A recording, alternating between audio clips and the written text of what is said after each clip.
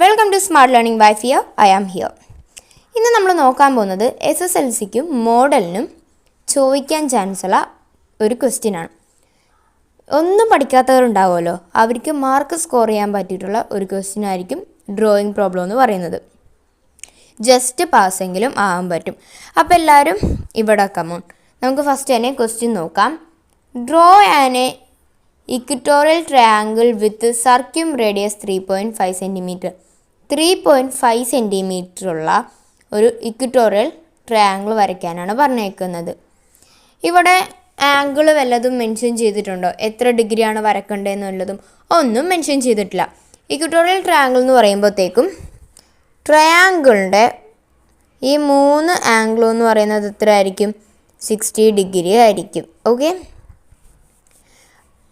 അങ്ങനെയാണെങ്കിൽ 60 × 2 ചെയ്യുമ്പോൾ എത്ര കിട്ടും? 120 കിട്ടും. അപ്പോൾ നമുക്ക് ഇനി വരയ്ക്കാം.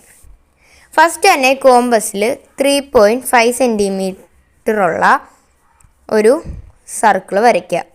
അതിനുശേഷം ഈ പോയിൻറ്റിൽ നിന്ന് നമ്മൾ സെൻറ്ററിൽ, സർക്കിളിൻ്റെ സെൻറ്ററിൽ നിന്ന് 3.5 സെൻറ്റിമീറ്റർ ഇതേപോലെ മാർക്ക് ചെയ്യുക. എന്നിട്ട് പ്രൊട്രാക്ടർ വെച്ച് ഇങ്ങോട്ടൊരു 120 ഡിഗ്രി മാർക്ക് ചെയ്യുക. അതേപോലെ ഈ ഒരു പോർഷനിൽ നിന്നും 120 ഡിഗ്രി മാർക്ക് ചെയ്യുക. എന്നിട്ട് ഇതേപോലെ എല്ലാം കൂടി ജോയിൻ ചെയ്ത് കൊടുക്കുക. അപ്പോൾ ഇതേ നമ്മുടെ ഇക്വറ്റോറിയൽ ട്രയാങ്കിൾ റെഡി.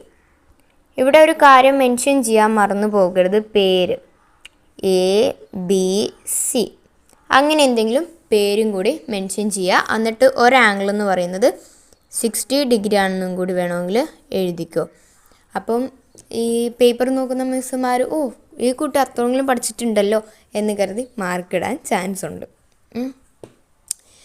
ഓക്കെ, അപ്പോൾ എന്തായാലും ഇതേപോലെ ഈ നമ്പർ മാറ്റി 3.5 സെൻറ്റിമീറ്റർ ഒന്ന് മാറ്റി വല്ല 2 സെൻറ്റിമീറ്ററോ അല്ലെങ്കിൽ 4 സെൻറ്റിമീറ്ററോ 5 സെൻറ്റിമീറ്ററോ അങ്ങനെ എന്തെങ്കിലും വെച്ച് നിങ്ങൾ ഇതേപോലെ ക്വസ്റ്റ്യൻ ചെയ്ത് നോക്കുക.